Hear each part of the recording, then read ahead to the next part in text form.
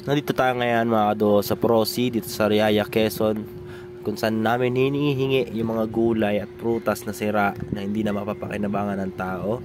So dito namin hinihingi yan, hinahakot lang namin yan, nilalagay namin sa sako, then dinadala namin dun sa farm. So 4 AM nalabas na kami, umaalis na kami ng farm para wala ring masyadong tao sa kalsada. At yan, pinupuno namin tong tricycle na to. So meron pang 3 sako dun sa taas na nakabang para ipapatong na lang sa bubong. Then dadalhin namin yun dun sa aming farm. So yun na mga kado, nakabalik na kami dito. Yan, dyan ako natulog. Nagtenta ka dyan sa taas ng ginagawang kubo na yan. So ito yung pinagpaparkingan para bihira mabasa yung motor. Kasi nga kailangan nalagaan yan para makapag-prosi palagi. Dahil nakasira na nung kahapon, nagawa namin ng paraan. Ngayon nakapag-prosi kami at ito lahat na nakuha namin dun. Sobrang dami. 3 ba? 4? 4 pala. 4 na sako ng balat tsaka yung laman ng mais. May mga laman yan na ibibigay din namin sa manok. Patola. Yan. Mga greens. Nakuha namin yan doon. So ilalagay natin yan mamaya dun sa compost. Yan mga kaduo. Dyan namin nilalagay mga ibang gulay na nakuha namin doon. So yung balat ng mais yan yung kinuha namin para maging browns. Then yung mga gulay na nakuha namin kagaya ng patola, yun naman yung mga greens, yung mga pechay, talong, yan naman yung nilalagay namin dyan para balance lang at hindi magtubig o magkatas yung mga gulay dyan sa loob ng ating compost.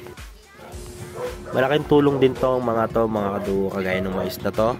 Ginagayat lang namin yan, inihiwa namin yan, tinatanggal namin siya dun sa pinagkakapitan ng mais. Then binibigay namin siya sa manok, lalo na sa mga breeder, malaking tulong sa amin to.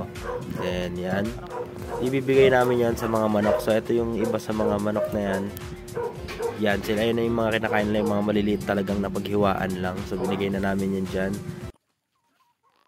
Ito yung sinasabi ko sa inyo mga kaduo, hinihiwa namin, kagaya nito. So pagtapos nyan, binibigay ko na yan sa manok.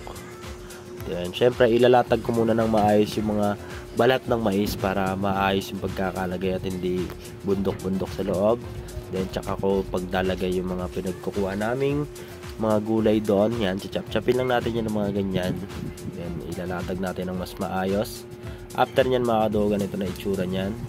Mga kaduo, ganyan yung itsura na pag chinap-chop at kinalat na namin sa loob yung mga pinaghihingi namin gulay. So, syempre iba nabigay na namin sa manok at nabigay na namin dun sa kabila. Bigay ko na sa rabbit.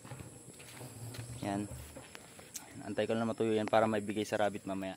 So, yung ibang gulay din na pupunta rin doon sa black soldier fly namin dyan. So, madami na yan. Dyan din na pupunta ibang gulay. Kaya malaki talaga yung pakinabang kapag napunta kami ng Prosi doon sa hingian ng mga tindahan ng mga gulay. So, nanghihingi lang kami ng mga scrap, yung mga nadaganan na gulay. So hindi na mapapakinabangan ng tao. Dito na namin hinihingi namin para mapakinabangan ng hayop. Ito yung mga black soldier fly namin. Meron kami diyan 4 na planggana. Yung iba diyan is malapit nang mag-transform. Kaya ilalagay. Ganyan lang yung diskarte namin ngayon mga kaduo.